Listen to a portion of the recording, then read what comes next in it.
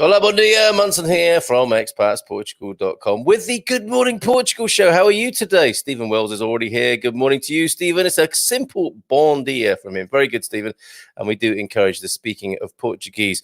Not completely, because that could be quite difficult. But who knows? We might get there one day. And we, as you know, or some of you may know, we will be intensifying our efforts to help you learn Portuguese. As we do, we have Mia and we have Filomena. And we have other guests who tell us about Portuguese language and culture. And we will do more and more of that because we think it's very important. Consumer Tuesday here on Expats Portugal's Good Morning Portugal show, where we tend to look at life through the consumer lens. You know, what's the best bank? What's the best mobile provider? Those sorts of things. Money. Cryptocurrency sometimes. So yes, going in the cryptocurrency area, slightly unusual subjects, which of course we have, which we're covering today. Cannabis, I call it can of worms because it can be a bit of a can of worms. The much maligned and highly, powerful medicinal herb that is cannabis. And here to talk about it with me this morning, Dan Marshall. Good morning to you, Dan. How are you? Good morning, Carl. Great to see you again. It's lovely to have you on with me. You are in the UK. You're a big fan of Portugal, obviously, but you are actually in London this morning. Yeah, I am. I think we've got pretty good weather here. I'm sure it's not as hot as it is out there, but I'm looking forward to getting out there in July when I know it'll be hot. Yes, it certainly will. And you're a man of southern Portugal. You have a love of Faragudo, I think, going back a few years. Is that right? Yeah, that's right. I mean, going back about 20 years with a place just outside Faragudo, between there and Seis Marias. And been desperate to get back out there, of course, for the last year. I've had a flight booked since March 2020, which I've had to keep putting back, obviously. Yeah. So be keen to get out there next month, assuming everything stays obviously kind of as it is. Yes, well, fingers crossed for that. And actually not that sunny here this morning. Pete Bleach is in with us this morning on the Good Morning Portugal show. Bom dia alegria, as we say here in this community, from a super busy and very grey central Portugal. How are things going there, Pete, with your developments over there, Fundão way? Cherry season coming to a close now. Some lovely, beautiful Portuguese cherries just recently, and Pete lives over there near the capital of Portuguese cherry production. Debbie Doo's here as well this morning. Yes, Debbie, got your message from Nina. We'd love to talk to Nina in Castelo Branco. We cover life from every angle here. We're going to be talking to Nina about her hot dog shop. How about that? Mary Marv is also here. 1 a.m. in Seattle. Hello. Well, special love to you, Mary Marv, for staying up till 1 o'clock in the morning to listen to us. Really appreciate it. And Jacqueline CDM is here. Bon dia from the Silver Coast. Everything's going to be, every little thing is going to be all right. Absolutely, Jacqueline. Thank you for that. Jim White, bon dia from the United States as well. So, Dan, you sent me a message. Can we talk about cannabis on the Good Morning Portugal show? It is the can of worms that I mentioned, a much maligned, what do we call it? Substance or herb or plant, really. It's a plant, isn't it? And I know going back to my days when I was assistant editor for Positive News, we wrote a lot about hemp. And the phrase "much maligned" comes to mind. There was a fork in the road where hemp that was used by pretty much everybody and was an incredibly versatile plant was I don't know. I mean, if you're of a conspiratorial mind, you would say suppressed. Others would say there were financial vested interests that took life and industrial life in a different direction. Is that where we begin with this discussion about cannabis?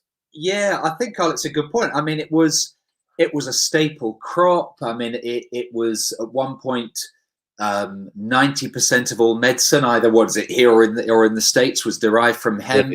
I mean, it's obviously it just has massive industrial uses. And then, yeah, you're right, that kind of fork in the road about lumping lumping hemp in with marijuana, and it's a funny conversation to have with people when you say the word cannabis, because what do people understand from that? And people, I guess, generally don't.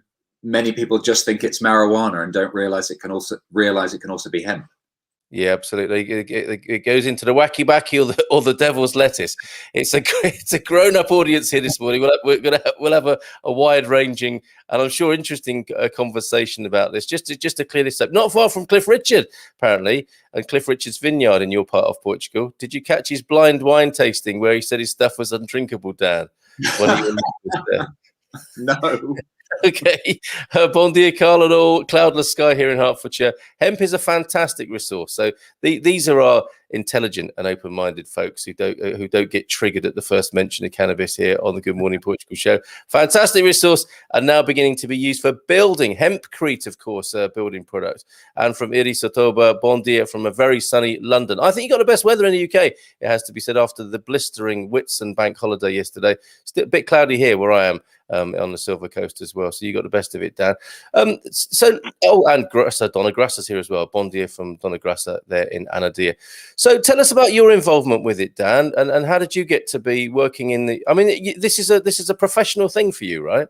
Yeah, it is. I mean, it's my own business, but I work alongside a pretty important company in the industry. The company, I suppose, also when we're talking about cannabis and hemp, a lot of people might know it as the CBD market because it's the most known thing, or the most cannabinoid, which I know we'll come on to. So I work alongside the company that sold the first ever CBD product back in 2012. Wow. But it's funny that their parent company is called Medical Marijuana. So they started out as a marijuana company, and then they kind of pivoted, if that's the correct term these days. They pivoted to be a hemp company. But yeah, really important company, and I'm a distributor for them. I help to educate people about what the products are, and a bit more about hemp and why it's different from marijuana, and why it can be really good stuff for people. So yeah, I have my own business, and I have a team in Portugal as well, and looking forward to working with them next month.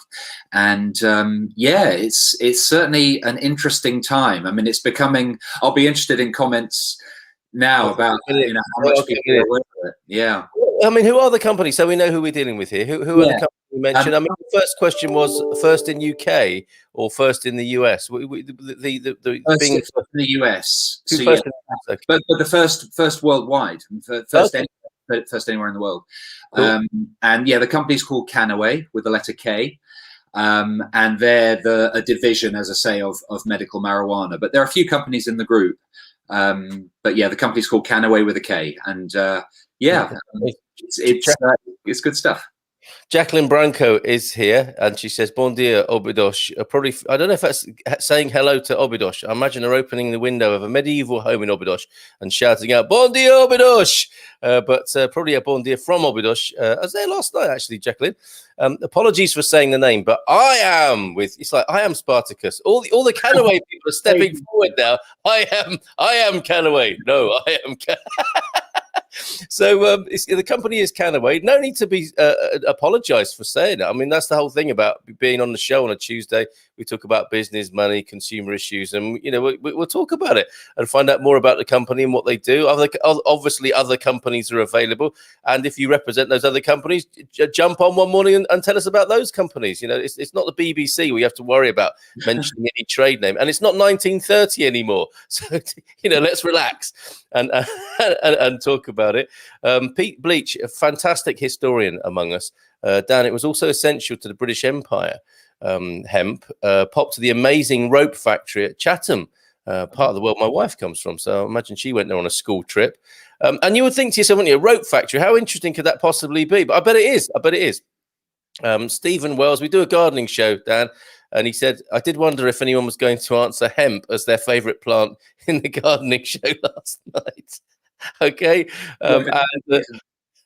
Winnie 2 says 2 thumbs up this morning. And David Guest, 2007, excellent building material and medicine. So a lot of fans, And look at this. She's gone from apologizing to being proudly proclaiming it as the best company. Why would that be? Why would the Canaway people say it's the best company in the world?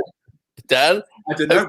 Jacqueline, comment on that. It is a very good company. No, they're they lead the world at what they do, and they look after us. They're a great company. Well, tell us about that. I mean, tell us about the range. I mean, we've got to get into why cannabis is such a blessing, such a godsend, such a miraculous plant. Because I've heard so many amazing stories about cannabis-based products, CBD oil. People have the most difficult medical conditions from quite, and I'm not meaning to minimize anybody's suffering, but from quite superficial things. They take a bit of CBD oil, it's like wow. Or general vitality, folks who are low in energy start taking CBD oil, their life's changed. And then really serious diseases that are helped with. So tell us a bit more about that, if you will. How is it that there is this incredible substance, and that people can't? Well, they can get their hands on it through you, but it's not seen as an incredible thing, is it? It's part of the history we're talking about, I suppose. Yeah, that's right. And I mean, although of course I can't be medical, but it is amazing stuff. And I think fundamentally, what is a sort of good thing to come back to is what it's working on in the body, because there's this system in the body called the endocannabinoid system, which is designed for being fed by these cannabinoid substances. And the job of that system is to regulate so many processes in the body, whether that's mood, sleep, appetite, hormone production. It kind of helps to keep in balance all the other systems, the immune system, cardiovascular system, nervous system. So it can be a bit strange for people to think, well, hang on, this is helping me or a friend or somebody with this particular thing, whether that's, you're right, as you say, Carl, a very serious medical condition in many cases, or just something lighter and more general. But they can be very, very different things. But because this endocannabinoid system is being well fed, if it's being well fed, then it can just help the body stay in balance and really help so many people for so many different things. I mean, I take it every day as a food supplement, because I know it's good stuff, not for anything particular. But yeah, you hear amazing stories. I mean, when it's in the news it's often in the news for things like epilepsy, Alzheimer's. You hear, when it gets into the news, you'll hear those sort of serious medical conditions. But yeah, just people take it as a general supplement too, and help for lots of things. And have you got any more sort of case studies of those serious or not so serious things? I mean, you're looking pretty well yourself. You're a product of the product. Thanks. Yeah. I mean, it is. I mean, Canaway as a company, well, their group, I mean, they hold the license to a patent for these cannabinoid substances against age-related diseases, things like Alzheimer's and Parkinson's, because of this sort of neuroprotective effects.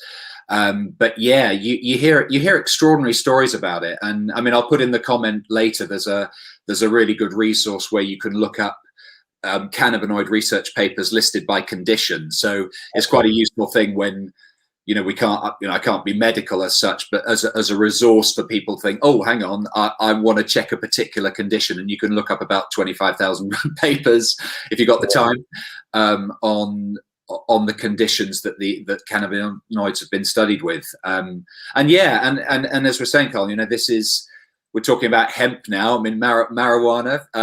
People have their different thoughts on marijuana too, but they're both amazing members of the cannabis family. They are both members of the cannabis family. And so how does that work? I mean, because I guess a lot of people who, and often with complementary alternative therapies, and I'm going to put this in that bracket for a moment. I don't mean to sort of stigmatize or, make a judgment based on that. But that is what happens, isn't it? It's like, people who aren't getting any satisfaction, or a condition that can't be appropriately diagnosed or treated, may well end up in the alternative and complementary field at their wits' end. They try something like CBD as a last resort. It's like, wow, why wasn't I given this in the first place? You know, and that's not just CBD. That's all kinds of therapies, isn't it? Where people, you go down the straightforward medical model, there might not be a solution there.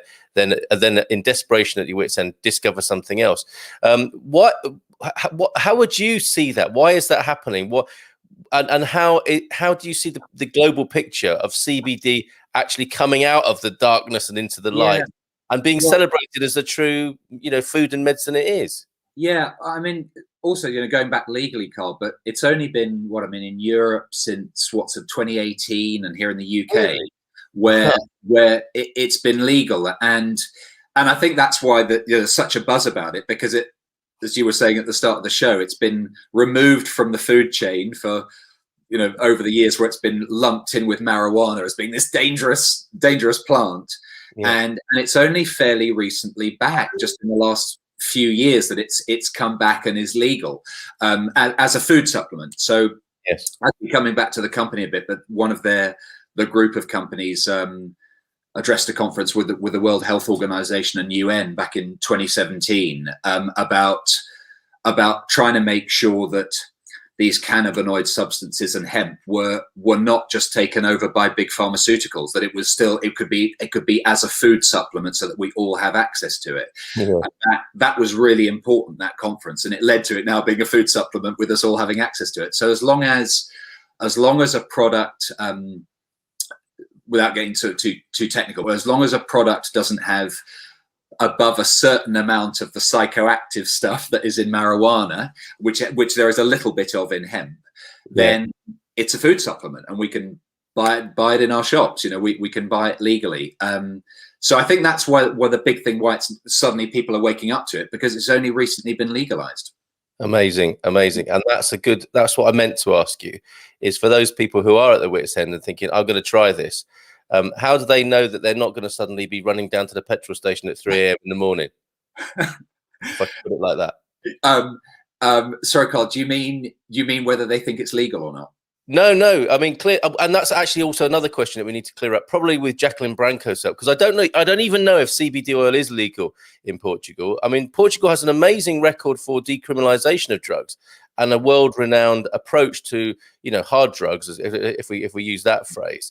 But it would seem that doesn't follow through necessarily on the growing of hemp, because that's a very sort of not legalized, but in a highly governed situation, and there is some confusion about that. So let's work through that this morning with the whole community here. No, what I mean is like, you say to grandma who's got, who's not sleeping very well or something like that, Gran, we found this great CBD oil, and she grew up in the 60s, and she might have been in a nightclub and thought, I'm never touching that stuff again. How do we make sure that or tell us something a bit more about the background of the different parts of the plant and how they're separated for medicinal and recreational use, if you will. Yeah, sure, Carl. Well, first of all, you've reminded me, and I'm sure you already know this, but I guess in the 60s or 70s, but CBD was often called the hippies' disappointment because people were smoking it and thinking, why am I not getting high? Yeah, making myself ill. Nothing's happening, right? But yeah, I mean, there are different. There are obviously lots of amazing parts of the plant. You can have hemp seed oil, which is high in amino acids and all the amino acids and omega-3 and omega-6 fatty acids, and then obviously the flowers and Canna use the stalk and the seeds of the whole plant. Yeah. And it is, of course, most people might know hemp. I know I can't remember the name of the guy who spoke about Chatham earlier and rope. That's Pete. Hemp is used for all sorts of industrial applications and clothes, fiber, textiles, and by the way, hempcrete, amazing stuff, antimicrobial and insulating, and amazing. So it's. I think the thing with, let's say, my grandma goes down the petrol station. I mean, the thing to be, because it's essentially an unregulated market, it is really important that people do their due diligence and know a quality of a product, because I don't know so much how it is there in Portugal at the moment, but in the UK, it's the absolute Wild West. And because companies can put pretty much whatever they want in the bottle, and there's not that high level of regulation for the checks on it. So when people are buying a product, I mean, there are various things to look out for, which I can say now if you want me to, but there are various things to look out for to sort of try to ensure it's a quality product. So that's what I would mainly say about. I probably wouldn't buy it from a petrol station. But I was thinking about the effect of grandma getting the wrong thing and then having to run down the petrol station to sort out her munchies at 3 a.m. Yeah, we don't want that. We don't want any grandmas wandering about 3 a.m. Now, yes, I do. It would be great if you could detail us with the things to look out for. Just a couple of comments before you do that. Yeah, I think we covered this, but David Guest did say yes, excellent building material, echoing your comment there, and a medicine, of course, as well, which is mainly what we're talking about this morning. And why is it the best company in the world, Jacqueline? Simply because it is. Gary adds the herb. And which is just sounding like an Ali G sketch in the moment. The herb, the chronic, if not smoked and used responsibly, if not smoked and then used responsibly, is probably as safe as pepper, ginger, rosemary, or any other spice, which you would commonly find. They weren't made illegal some time ago. Who knows what might happen at any moment? But at the moment, yes, you'll find those in your kitchen. Completely part of our culture. And you would hope maybe that CBD will be one day soon. So what do we look out for, Dan, to make sure? And I think your characterization there, obviously with I think it's called a novel food product. It is going to be the Wild West, and everyone is going to be coming out saying, "Yay, we can make this thing now. Here it is." What should people be looking out for to make sure they are getting the right thing here? Yeah, thanks, Colin. And just seeing that some of the comments too, and Stephen, how can you tell what's in a bottle? And of course, yeah, I mean, it can be hard. You have to have some level of trust in the company. But things like, I mean, I think the first thing you want to look for a certificate of analysis, an independent lab report that says, okay, what has this bottle got in it? And of course, there's a level of trust there. You want to trust the independent lab, and people can do their due diligence on the lab doing the testing. Yeah. But first of all, yeah, lab testing. I mean, all of the Canna products have a QR code, so you can see the batch and the crop that it's come from. So those sorts of tests are really important. Without naming names, but a big natural health company store chain here in the UK was done a couple of years ago because they were selling a product that had lots of THC in it, the psychoactive bit, and so wow, so you need to, I would say you want to look for a product that has 0 detectable THC in it. And I saw one of the comments. You have to have less than 0.2% THC. Yeah, that's right. And then it's legal. And then, yeah, so exactly. So less than 0.2%. So yeah, THC free. Other things that generally are better for people is that you want to look for a product that says broad spectrum or full spectrum. Now, full spectrum will kind of mean everything in the hemp plant, and can include THC. So most, Canna, for instance, it's broad spectrum, where it has 0 detectable THC, but you get lots of other good things in the plant, because that can produce something called the entourage effect. So you get this synergistic effect of the combinations of the compounds in the plant, rather than an isolate CBD, where companies will use an isolate form and then they'll bung in other oils, but a broad spectrum one is good to look for. And if you can find it on a company website or look for it, the method of extraction of the CBD from the hemp is important. Most of the good companies, well, all the good companies use something called a supercritical CO2 process, which doesn't use harsh chemicals.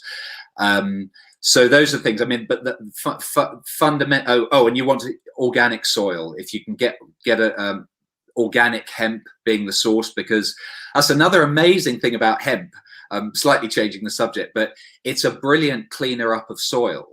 And apparently it was planted around Chernobyl after the nuclear disaster there. I know it's planted in lots of countries to clean up soil. So if you're then producing a CBD product from hemp from toxic soil, then that's gonna just come straight into you. So yeah. You want good quality soil, organic soil, But fundamentally, you want to look for it. The first thing I would say, ask for a lab report, which, that'd be the big thing. So presumably that toxic hemp that's been used to clean the soil should be burned responsibly a long way from people. Okay. Yes, and on that matter, Pete's asking a question. So, Dan, what is your opinion of sourcing of coconut coir? I don't know whether they say coir or coir here. Some miserable conditions in tropical factories for growing hemp, also environmental problems with rock wool. Surely it's a tricky one to defend. So yes, I guess you'll speak from the Canna point of view of the growing conditions and the. It's a bit like Bitcoin, isn't it? You know, we talk about the wonders of Bitcoin, and then the naysayers all say, "Oh yes, it's an environmental disaster." There will be an aspect with CBD as well, like there was, with coconut water. Yeah, it's great, and avocados. These things are great, but they have a dark side. How are Canna dealing with the environmental problem of the growth mediums and so on? Well, yeah. I mean, first of all, I'm sorry I didn't see the comment there, but this is European hemp, which actually is thought to be sort of one of the best sources of CBD. So yeah, I mean, Canna, a very responsible company. Yeah, I mean, I can find out more specifically, but I didn't see the comment exactly. Was that, I should scroll back up? Well, yes, it's the sourcing of coconut coir or coir, which is a growing medium. And also, I mean, some people grow in rock wool, don't they? Which, again, has a little bit of an environmental, aftermath in how to deal with that. And yeah, I think basically what Pete's referring to here, I think, is the race to the bottom. It's like there is a great product, a gift to humanity, you might say, and then companies go out to produce it as cheaply as possible, and that often produces a cost elsewhere in the environment or in society. But it sounds like Canna are all over it, and as Dan says, do your own due diligence there, and he can find out more about it for you. The question is, it illegal in Portugal at the moment? We will get to the bottom of that, and Jacqueline Branco, I think, is going to help us, who proudly says, in Portugal, the sale of the first edition of a book about CBD by Leonard Lenau and Juliana Birnbaum is in Portuguese. So Portugal does seem to be leading the way. And I have to say at this point, I did interview somebody from the Canna cooperative. You're mentioning there, how European hemp is seen as the creme de la hemp sort of thing, and there is a lot of growing the plantations of hemp, obviously well and strictly controlled all over Portugal, and the Canna cooperative are trying to do their best to stop. This is another area we must talk about, Dan, because you mentioned, as soon as something is seen as being beneficial, the big interests are in there. The pharmaceutical companies will want to shut that down to the little guys, I guess, and they'll want their competitive advantage. Is that what's happening? I mean, is that what you see happening, that the smaller growers are going to get marginalized by the big boys? I'm going to say no, because right. that was also saying, going back to this conference, this sort of UN conference in 2017, the upshot of that was that hemp became federally legal across Europe, exactly, to not for it to be hived off by pharmaceutical companies, that it's a food supplement available to us all. So I don't see it.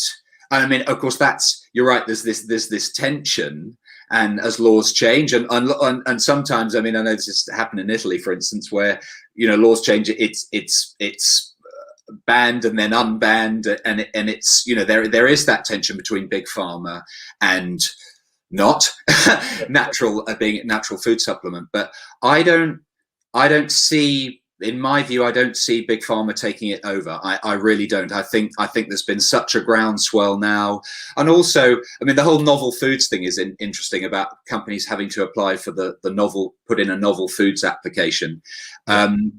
But given the history of hemp, first medicinal use in 2700 BC, and how it's been used for millennia,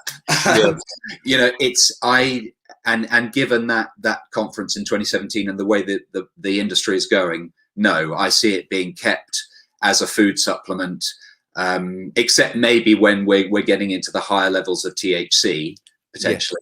But no, I see it being open to us all. Oh, that's such good news. I'm glad to hear that. I have a cynical side, you could say, which makes me think that it would be dominated ultimately. But I'm so pleased to hear that, and I hope that the smaller and fleeter of foot producers can stay ahead of that, and make it available to people, because that's the thing, isn't it? Without some intense profiteering and or the monopolization coming in. A question about how it might work. Am I right in thinking that the THC part is used for pain relief, and that's why some people might be looking for a higher level of THC? Yeah, that's right. But a lot of people find that, again, without being medical about it, but a lot of people find that with CBD. A lot of people take CBD for help with pain relief as well, without THC. Yeah. But yeah, some people, and I know people here who they need some higher level of THC, but a lot of people don't, and that's a big use for it. Help with that, and obviously the other things, because of the endocannabinoid system being well fed. But yeah, that's a big use. Yes. Yeah, it is. And yeah, I'll remember to put in the comments this link to all the conditions and the research papers. Oh, that's great, Dan. Thank you. And part of that question is, does it work on cancer? Now, obviously, you've been very, very diligent in saying, I'm not, this is not medical. I'm not a doctor, and I understand why you're doing that. But I mean, you could talk about case studies and anecdotal things here, and that is how we're not making any claims, but that is how we're talking about it here. What have you heard of, seen in the area of cancer treatment? Yeah, well, I mean, I've got a couple of friends who are in the Algarve, who are going through chemotherapy, and they get the oil from me, and they take quite a lot of it, because also you can't as long as it's a quality product, you can't overdose on it. People often ask me that one. Oh my God, what if I take a whole bottle? But it's fine. But they get great relief from, in my friend's case, it's helped with appetite. It's helped with around their anxiety from what they're going through, and they're helping with their pain as well. So yeah, that is a big use. Definitely is. Yeah, amazing. Okay, first-hand testimony there, or certainly from friends that you're working with there. Thunderduck says, great name, Thunderduck. CBD buds are legal in Lisbon. You can get 1 hour delivery here. That sounds very dark web, doesn't it? 1 hour delivery, paid by Bitcoin, no doubt. They sell capsules and oils as well, says Thunderduck. So CBD alive and well in the capital, by the sound of it. And I think this is part of the problem, isn't it? When asking the question, is it legal or not? Sometimes people just don't know. Sometimes the law is confusing, isn't it? So we do have to kind of work together on this. Yeah, and I know this goes back maybe about a year, but I was talking to, again, some friends in the Algarve, and they were driving across the border to Spain to get it and bring it in, and I was thinking, oh well, it just kind of confused me what they were doing. Yeah. But yeah, it absolutely is, and as one of the guests this morning said earlier about that level of 0.2% THC, that's when it gets to be, let's say, illegal, or it could be prescribed when it's above that level. But in terms of just us buying it as a food supplement, that's the key: 0.2% THC, staying at that level or below, and we're good to go. And that's why the education's important, isn't it? Because we're talking about people on borders, aren't we? We're talking about can you imagine that job of guarding the border, and someone turns up with a little bottle of green liquid and it's got a hemp leaf on it? That's naturally going to arouse suspicion, isn't it? Understandably, these guys and gals are employed to safeguard the border and stop people acting in an illegal way. And that's why the education part is really important, to change the perception of hemp, so that they say, oh, okay, yeah, that's you're just bringing your medicine in. You're not bringing in something that looks like I should take your whole car apart. Yeah, and thinking, and not specifically Portugal, but places in other places around the world, like Brazil, which actually Canna, or their parent company, had to get involved with, was a family importing the products for their daughter's epilepsy, and yet they got seized. And what's this? Yeah, and it led to a law change there. You're right. If you're driving across the border and somebody sees a picture of a hemp leaf, which of course looks very similar to a marijuana leaf, I think, oh my God, what's this? Yeah. It's all about the education, isn't it? And some good political points being made, of course, as you would expect in this conversation. Alcohol is addictive and far more destructive on the body and causes some very undesirable behavior, but it's totally legal. This is one of the strange quirks of our society, isn't it? And you know, they say if four lads drink, they start a fight. If four lads smoke cannabis, they start a band. This is what can happen. What are the differences in regulation between food supplements and medicine? Asks Stephen. I think we've covered that. Do you want to say any more about that? And if you can, give us a Portuguese and UK picture, or global even. Yeah, sure. I mean, kind of globally. I mean, it depends. But let's say in the UK and Portugal and Europe, the generally defining thing is that level of THC, 0.2% or below, and you're good, and higher, and it's medicinal or illegal. In the States, it's 0.3%. So it varies around the world, but generally we're saying you're 0.2%. It's federally legal, and that's the cutoff point. All about the THC content then. That's interesting, and thank you for that. CBD is legal, says Pete, but THC isn't, as far as I understand. There was an attempt to make THC legal like it is in Spain, but it failed. And I'm thinking that's work in progress, right?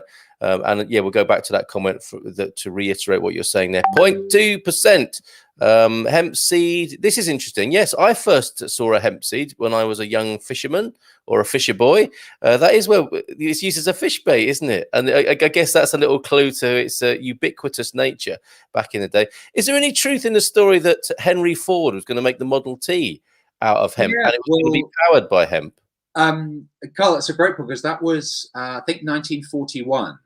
And there are a few exaggerations about that story, and that sometimes it's said he built a whole car out of hemp, and it was partly made of hemp, and the fuel was hemp fuel, in my understanding, because it is an amazing biofuel. I mean, environmentally, it is a fantastic plant, and sustainable and carbon negative and all those good things. So he did build a car and fueled it partly from hemp in 1941. I can't remember the name of the car, but I know, amazing. Yeah, and these are the forks in the road of history, because life could have been very different, of course. But we understand the power of the fossil fuel industry that might have had something to do with the change of plan there.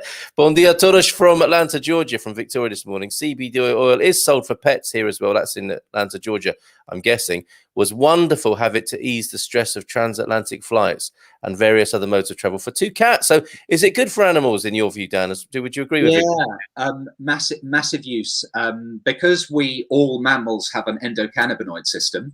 And I've got a lot of people with pets. I don't have a pet, but who use CBD for exactly the same reasons as humans take it. The one thing I would say there from the comment is that when you get a broad spectrum product, like most of Cannawa's products, they have terpenes in them, and terpenes are the thing that give the smell to a product. And cats are allergic to terpenes, so we actually do a product called Pet Gold, which does not have terpenes in it. Very good. Yeah, I'm not actually allowed to have that here in the UK. There are laws here in the UK that mean we can't have it, but in Portugal, it's fully good to go. That's an interesting one. But also just if it's a dog, then they can take just the normal human form. But animal use is a really big use. Yes, we all have this endocannabinoid system that needs to be fed. And interesting that you make the terpene reference as well. Obviously, or presumably, the root of turpentine. And I have recently heard of cleanses based on turpentine. Another of these, herbal. I'm not suggesting it's what you sell, Dan, but worthy of a bit of investigation. The turpentine cleanse, I think, that I've heard some talk about just recently. Is yours full spectrum? Ask Iris to just cover that. Yeah, it's broad spectrum. So it's got lots of the plant material and terpenes and flavonoids and all those things, but it doesn't have THC. So it's broad spectrum. Yes. Okay. And Stephen Wells has got a nice catchphrase for you: THC free, not free THC. We wish. Now America has given the go-ahead, the world will follow like sheep. It has already started. Okay, I don't know if that's a good or a bad thing you're saying there, David Guest, but I'm thinking if this is another alternative where people can safely and reliably take something that's good for their health, that's getting more to the natural end of things, I'm all for it personally. That's from my personal agenda. Is it vegan? That's a good question. Yeah, it is. There are some products by whichever companies where if people really don't like the taste of the oil, you can often get it in capsules. We do a capsule, but sometimes obviously the capsule can be gelatin. Okay. So it depends on the company, but yes, the answer to your question for us. You wouldn't expect CBD to be meat based or flavored in any way. It's the capsule that's the problem, obviously, there. And Thunderduck has seen vegan edibles. There you go. So yes, thank you for your input this morning, Thunderduck, as well. Very helpful. Bon dia de Maastricht. Interesting topic. I personally know a friend with MS who benefits greatly from cannabis. Life-changing for her, in fact. And you got to wonder, haven't you, if that's the case, and is it anecdotally reported by so many people? Why is this not better known? What would be your guess about that then, Dan? Well, I think there's still the stigma about it. There's still, is this marijuana? And obviously people have different opinions on marijuana, and big pharma and legality. And I mean, even me, if I went back a couple of years now and somebody said to me, do you want to try this cannabis? I'd be thinking, well, it's marijuana. I didn't realize that hemp and marijuana are both members of the cannabis family, and there are some important differences. So I think it's just lack of knowledge, and over the years, and now people are learning more. Around me here, say I do see CBD in my petrol station. I see it in the supermarket. It's all over the place here. So as that sort of social proof, and people are thinking, wow, well, this must be legal because it's in my supermarket. So yes. I just think the social proof is making people more aware, and they're learning more now.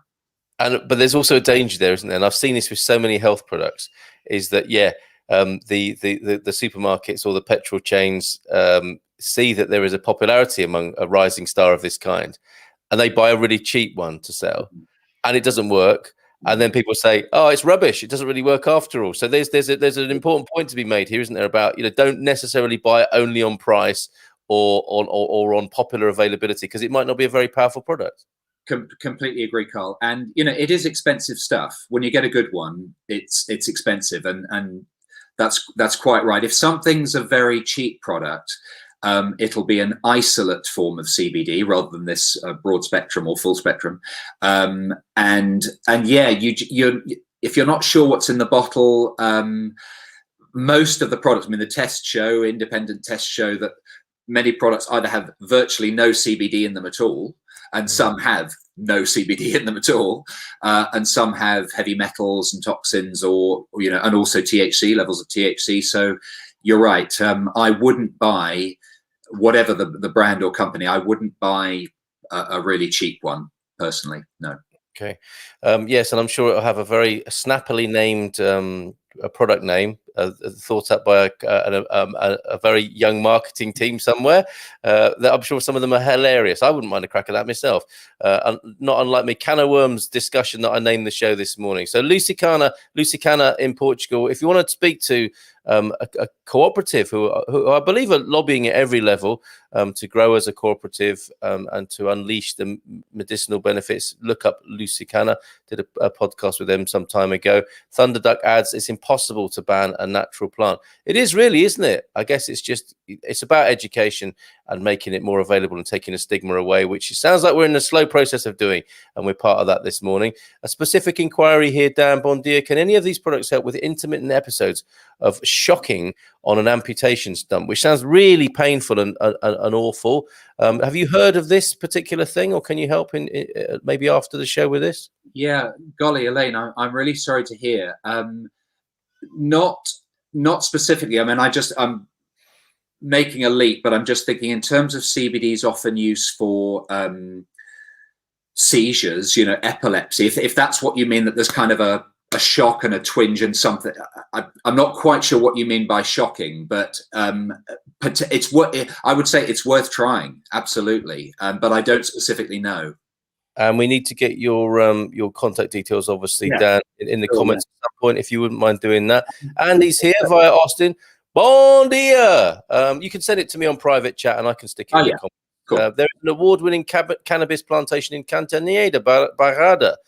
Not only amazing espumante wines and a pretty good red wine production area, the Barrada. Looks like there's an award-winning cannabis plantation as well. I think it's a Canadian company. So it looks as though global growers are seeing Portugal as an amazing place, just like the Romans did, to be growing grapes and olives and so on. Fascinating part of a Portuguese renaissance here, probably around central Portugal there. It just means that when the product starts to become more available and popular, the EU will start making regulations and directives that small producers will be unable to afford, like many other medicines. Now, I call myself cynical. Gary, I think, is probably elaborating further what I was saying there. It happens a lot with organic essential oil producers. We need to find a way to safeguard against that, I think. But a good point, Gary, was asking more about the claims you can make. Okay, so yes, how is that governed? I guess you and Jacqueline here, proud to be part of Canna. You might just go off talking to everybody saying, "Yay! We've got a panacea here. It can do everything." How does the company stop you doing that? Well, first of all, Stephen, great question, because we can't. We simply can't, and quite rightly too. But I would say that's true for any natural health company. It doesn't have to be CBD. I mean, if I was selling vitamin C, or anything, we can't make a medical claim. We're not doctors, and we simply can't do that, and we shouldn't do that. So yeah, can't be done. But as I say, that's not specific to the cannabis world. That would be any food supplement product. Okay, fantastic. I just put your email address in the comments, and I'm adding that research papers link as well. That's going in there now. echoconnection.org/education. Donna Grassa, I sell it over the counter every day, and my customers come in and they know all about its uses and qualities, and it's true, only 0.2% THC. Nice one, Donna Grassa, who runs a natural health shop. So that may well be happening all over Portugal, which is great to find out through our community here. Yes, recommended by vets to ease stress levels for cats and dogs, sold in boutique pet supply stores. Works really well to calm the furry family members. Cats know what they're doing, don't they? Catnip and CBD.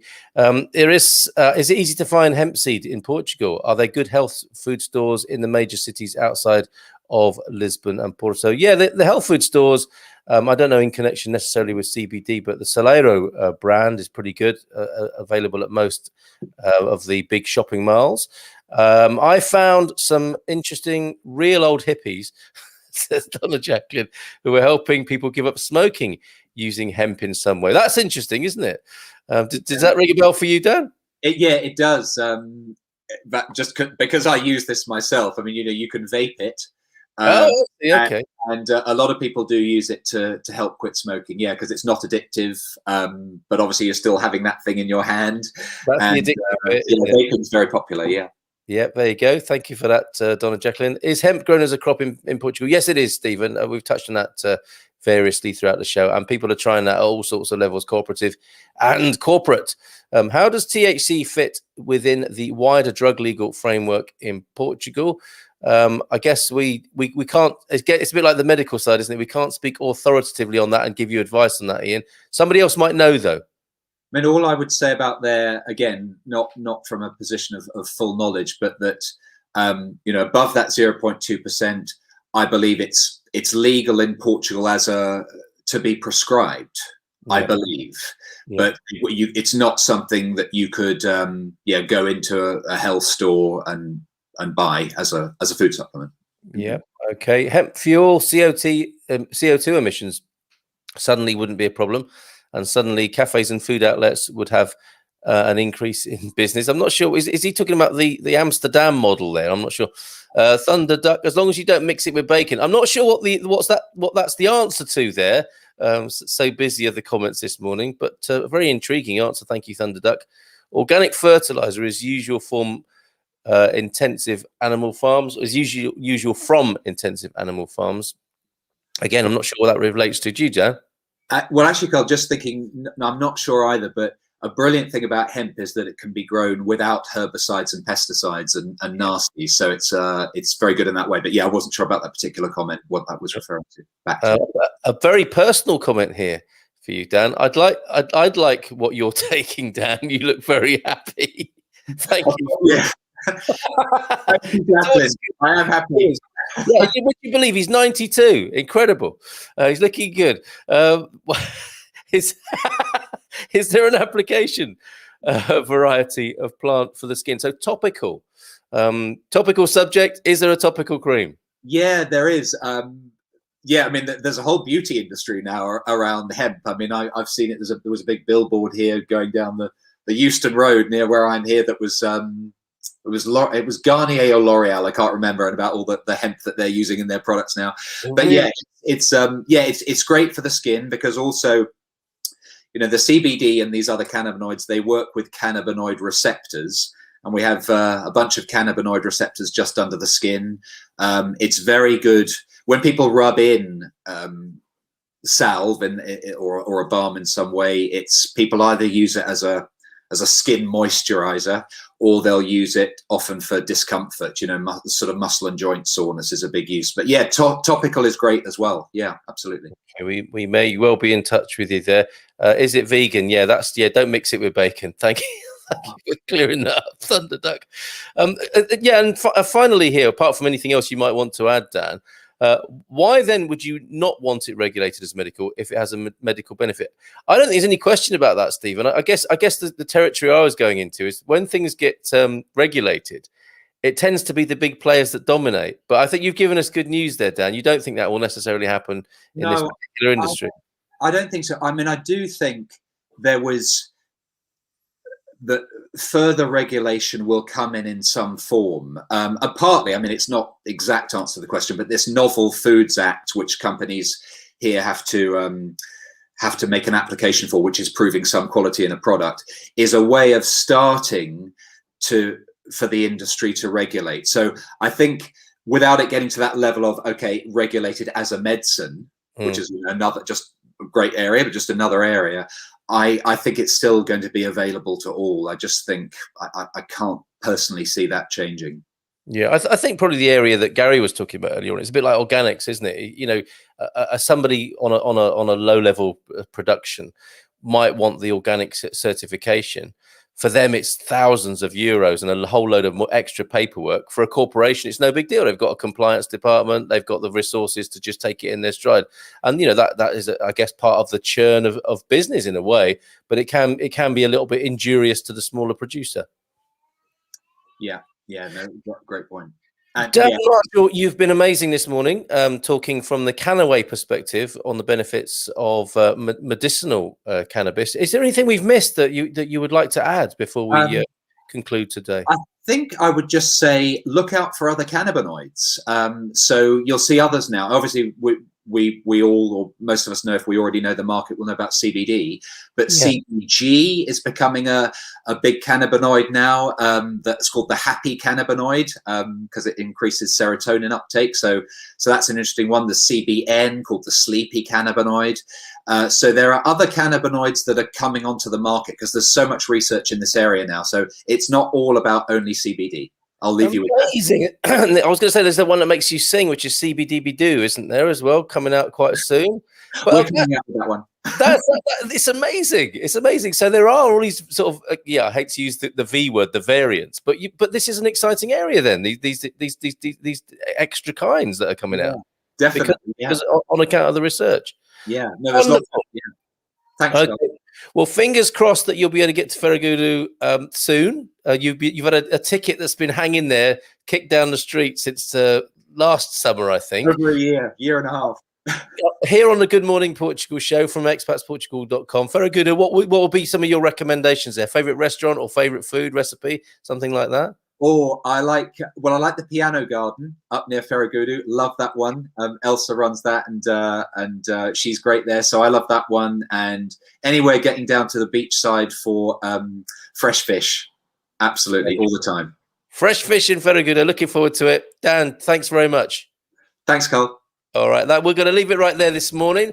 We will be back in the morning, of course, with Michael Heron. We've got some, for you footy fans, we've got some interesting news. We're going to be doing some Euros. Well, it would have been the Euros 2020. It's now the Euros 2021, of course. I believe coming from Russia, being played in Russia from mid-June to mid-July. We will be having some coverage of that in conjunction with the Man Cave. But it's Ask Anything About Portugal in the morning with the ever-popular Michael Heron, who is also something of a football pundit. Look forward to talking to him tomorrow. A Thursday evening, I should let you know, we, of course, at 9, we have a Good Morning Portugal Wine Club selection from Penny Albertella, I think, in the UK this week. But before that, the social Ask Our Expats team will be available to you to answer questions. And that's open to everybody from 7:30 on Thursday evening. Thanks again, Dan. Have a great day there in London. Thanks, Lots of love to all the Londoners. Take care. Bye for now, everybody. Thanks for being with us this morning. Ciao, ciao.